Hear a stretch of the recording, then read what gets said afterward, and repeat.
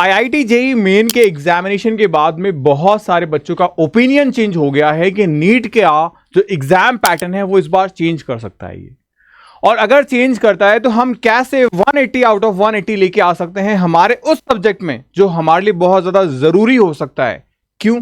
Physics से हम डरते हैं, बायो हमारा स्ट्रांग है, लेकिन बीच का एक ऐसा सब्जेक्ट जिसे हम कमांड कर लें तो कहीं ना कहीं हम आधे से ज्यादा लड़ाई जीत चुके होंगे, और वो सब्जेक्ट है हमारा केमिस्ट्री।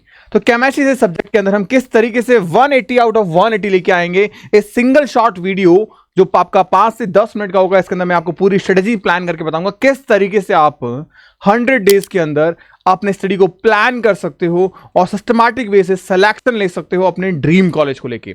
तो एक बार फिर से सभी का स्वागत है नीट इंस्पिरेशन हब के शानदार प्लेटफॉर्म पे। मैं आपका मेंटोर, आपका जय भैया, एक बार फिर से आपका स्वागत करता हूं। यहां शुरू करेंगे सबसे पहले इस टेलीग्राम चैनल से। ये टेलीग्राम चैनल आपके लिए बहुत ज्यादा इंपॉर्टेंट होने वाला, बिकॉज नीट के रिगार्डिंग जितने भी एमसीक्यूज इंपॉर्टेंट एक्सपेक्टेड पूछे जा सकते हैं, उनके पीडीएफ नोट्स हो, उनकी पीडीएफ फाइल्स हो, सब कुछ आपको यहां डिलीवर की जाएगी इस टेलीग्राम चैनल पे। तो बहुत जरूरी है आप इसको ज्वाइन करिएगा, साथ ही साथ में आपको डे टू डे अपडेट आपको यहां पे मिल जाएगी। केमिस्ट्री अल्टीमेट 100 डेज का कंप्लीट प्लान लेके आया हूं, और एक ऐसा प्लान जो 180 आउट ऑफ 180 लाएगा। या तो करो या मरो, लेकिन जहां तक मुझे पता है कि मेरे इंस्पायर किए हुए बच्चे डू में बिलीव रखते हैं, ना कि डाई में। डाई तो हमारा होगा, तो वो कौन? पेपर। तो ध्यान रखना, डू में हम करेंगे क्या, वो कौन से टॉपिक ऐसे हैं जिनको हम कवर कर सकते हैं बहुत अच्छे तरीके से, तो वो क्या होंगे।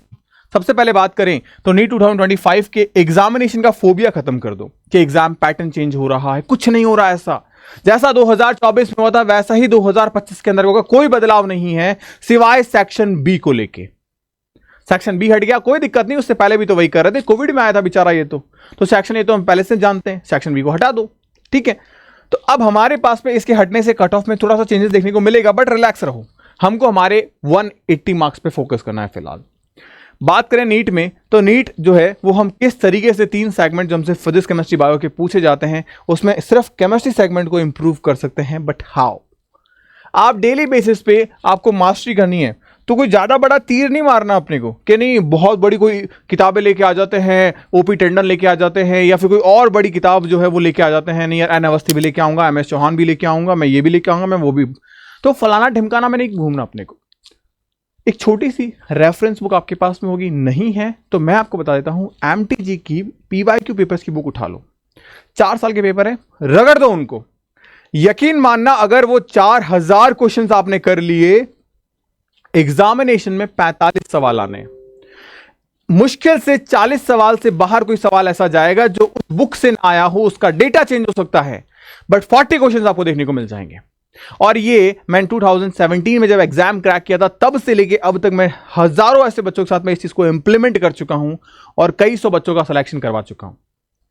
बात करें डेली टारगेट को लेके, तो हमारे पास में 2 घंटे आप इजीली दो अपने केमिस्ट्री सब्जेक्ट को, जहां पे 1 घंटा आप फिजिकल को दे दो, 30 मिनट्स आप ऑर्गेनिक एंड 30 मिनट्स आप इनऑर्गेनिक। अब ध्यान रखना, यहां पे मैंने कहा जस्ट आपको रीड करना है इन सब्जेक्ट्स को, जस्ट रीड करिए, रिकॉल से आपको चीजें अपने आप मेमोराइज एंड समराइज होने लगेगी। एनसीईआरटी को पहले पढ़ लीजिए, जो कि आपकी बाइबल है। NCERT are Bible for the NEET entrance examination. आपको बस अपने फिंगर टिप्स पे हर एक चीज होनी चाहिए। ऑर्गेनिक की नेम रिएक्शंस आपके टिप्स पे होनी चाहिए, इनऑर्गेनिक के एक्सेप्शंस आपके टिप्स पे होने चाहिए। फिजिकल को आप थोड़ा सा अवॉइड करके वहां पे एज अ फिजिक्स की तरह उसे ट्रीट कर सकते हो। हैंड रिटन नोट्स अगर आपने बनाए हैं तो बहुत अच्छी चीज है, शॉर्ट ट्रिक्स आप बना के रखिए, और एक पर्टिकुलर कॉपी ऐसी बना लीजिए जिसमें आप इन सब चीजों का कलेक्शन रख पाओ, ताकि एग्जाम टाइम पे बस आपको पल्ले पलटने रहे और आप रोबोट मूवी के रजनीकांत की तरह बिहेव करो।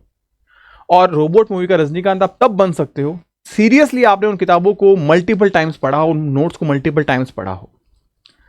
पीवाईक्यू पेपर कम से कम पास्ट 10 ईयर्स के आप जरूर करो, 10 साल के तो करने ही करने हैं आपको, ताकि आपको एक रफली आइडिया हो जाएगा कि इलेक्ट्रोकेमिस्ट्री जो सब्जेक्ट है उसमें नर्स्ट इक्वेशन इंपॉर्टेंट है। तो क्यों?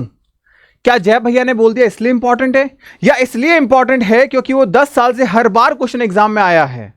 तो ध्यान रखना, जय भैया की बात को वेटेज दो, बट कम, ज्यादा वेटेज देना है खुद के ऊपर। और वो चीज कब आएगी? जब आप खुद रियलाइज करोगे कि हाँ यार 10 साल में तो नर्स्ट इक्वेशन क्वेश्चन 8 बार पूछ लिया है, तो इसका मतलब जय भैया बात तो सही कर रहे हैं। और इसीलिए मैं कह रहा हूं कि पीवाईक्यू पेपर से इंपॉर्टेंट इस दुनिया में कोई नहीं है आपके लिए, जो आपको बताएगा कि हाँ यार ये सच में एग्जाम में आता है। उसके बाद में आप टेस्ट करो आपका खुद का, इवैल्यूएट करो खुद को। हम अक्सर पढ़ते हैं थ्योरी और हमारा सिलेक्शन नहीं होता। कारण क्या है इसका? एग्जामिनेशन के अंदर हमारे सामने आ जाते हैं हमारे एमसीक्यू एनिमीज और हम लेके जाते हैं थ्योरी को।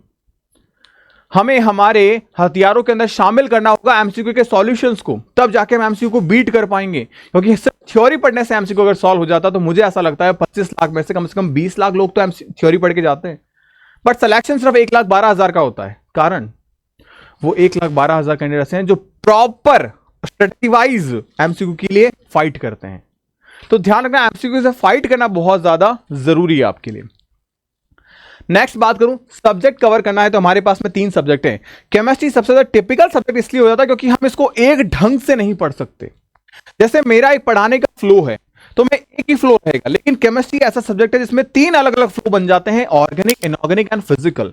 आपको तीनों के लिए एक अलग अप्रोच डेवलप करनी होती है। अगर आप एक ही अप्रोच पर होगे तो इस सब्जेक्ट में 2 ऐसे पॉइंट जरूर होंगे जो आपके वीक होंगे, या तो फिजिकल स्ट्रांग तो ये बेकार, या ऑर्गेनिक स्ट्रांग तो ये बेकार। तो कोई तीनों सब्जेक्ट को स्ट्रांग करना चाहता है तो डेफिनेटली आपको क्या करना होगा, इनके अपने अपने फ्लो बनाने होंगे। कैसे? फिजिकल में आपको फॉर्मूलाज पे मास्टरी करनी होगी और अपनी स्पीड को बढ़ाना होगा। ऑर्गेनिक के अंदर नेम रिएक्शंस को याद करना होगा, रिएक्शन मैकेनिज्म को देखना होगा, और साथ ही साथ में जो रिएजेंट है हमारे carb cation, carb anion, radicals, carbene, इन सब पे आपको कमांड करनी होगी। और बहुत आसान होता है। मैं एक चीज हमेशा कहता हूं अपने पर्सनल एक्सपीरियंस से, आप पूरी केमिस्ट्री के अंदर सिर्फ 2 chapter, chemical bonding and DOC first, अगर इन 2 चैप्टर्स को बहुत अच्छे से इन द डेप्थ आप फील करने लगते हो इसकी आत्मा से, आप केमिस्ट्री के 45 क्वेश्चंस में से करीब 30 क्वेश्चंस करेक्ट करके आ जाओगे। पूरी केमिस्ट्री में सिर्फ यही चीजें हैं। केमिस्ट्री है क्या? केमिस्ट्री सिर्फ प्यार है। किसके बीच का? एक पॉजिटिव और एक नेगेटिव के बीच का। अब अगर बात करूं मैं ऑर्गेनिक में तो हमारे पास में इलेक्ट्रोफाइल और न्यूक्लियोफाइल आ जाएगा। मैं बात करूं इनऑर्गेनिक के अंदर तो हमारे पास में क्या होगा, एक इलेक्ट्रोफिलिक और एक न्यूक्लियोफिलिक। तो यानी कि बात करें हम ईएन को लेके, एक पॉजिटिव होगा और एक एनायनिक होगा। सिर्फ बच क्या जाता है, फिजिकल केमिस्ट्री, तो वो तो वैसे भी छोड़ रहे हैं। तो 45 में से 30 क्वेश्चन आप इजीली कर सकते हो, बट सिस्टमैटिक वे से आपको जाना पड़ेगा। उसके बाद आपको एंड ऑफ द रिजल्ट क्या देखने को मिलेगा, क्या करना है आपको कि एनसीईआरटी फुल्ली आपने मेमोराइज कर ली है, हर एक चीज को आपने स्ट्रांगली ग्रैप कर लिया है, हर एक चीज के न्यूमेरिकल आपने बना लिए हैं, और अगर आपकी स्पीड और एक्यूरेसी आपने अडॉप्ट कर ली है तो डेफिनेटली आप बहुत अच्छा कर रहे हो। और अब 45 में से 40 question you can easily handle. Daily बस आपने टारगेट किया कि हाँ फेज 2 के अंदर के 30 डेज में हमको क्या करना है। मैं हमेशा अपनी स्टडी को फेजेस वाइज डिवाइड कर देता हूं। पहले फेज में हम सिर्फ कॉन्सेप्ट बिल्डिंग पे काम करते हैं, सिर्फ थ्योरी पढ़ते हैं। आपने देखा, मैंने कहा सिर्फ थ्योरी पढ़ो, आप रिवाइज करो, आप मेमोराइज करो, आप रीड करो, बस एमसीक्यू मत करना। नेक्स्ट फेज में हम करते हैं एमसीक्यू, और वो भी बैलेंस्ड एमसीक्यू। तो अब यहां पे 3 से 4 घंटों में हमको केमिस्ट्री करना है, फुल्ली फोकस्ड मोड ऑन हो गया हमारा।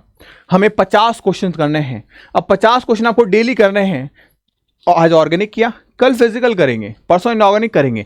रेंडमाइज करो, उससे ब्रेन में स्पार्किंग होती रहेगी कि यार ये तो ऑर्गेनिक था, अरे यार कल तो फिजिकल पढ़ा था, अरे यार ये तो फिर से इनऑर्गेनिक आ गया। इस चीज से क्या होगा, आप पूरी केमिस्ट्री से लिंक रहोगे। वरना क्या होगा, अगर 1 हफ्ता लगातार आपने ऑर्गेनिक पढ़ा है तो इनऑर्गेनिक साफ, 1 हफ्ता लगातार इनऑर्गेनिक पढ़ा है तो फिजिकल साफ। तो ध्यान रखना, हमें रोज स्पार्किंग करवाते रहनी होगी। अब सबसे इंपॉर्टेंट चीज, हमारी गलतियां।